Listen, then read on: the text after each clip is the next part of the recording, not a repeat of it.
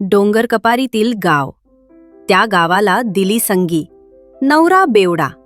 लग्नाच्या दुसऱ्या दिवसापासूनच त्याचे अत्याचार सुरू.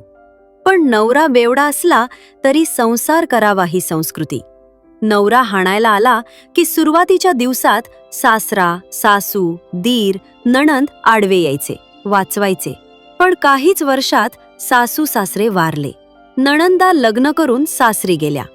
दीर शहरात स्थायिक झाले.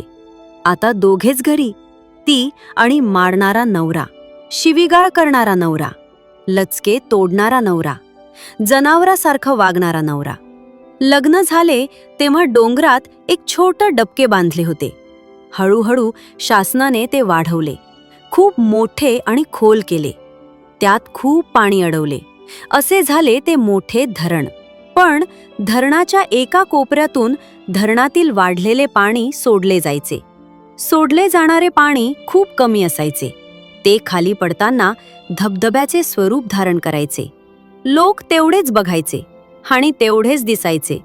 नातेवाईक माहेरचे घरी आले की संगीता त्यांच्यासमोर रडायची आणि तिच्या डोळ्यांना धारा लागायच्या. आलेले अश्रू धबधब्यातील पाण्यासारखेच आणि तिचे दुःख त्या धरणातील जलाशया एवढे. सगळ्यांना दिसायचा फक्त संगीताच्या अश्रूंचा धबधबा.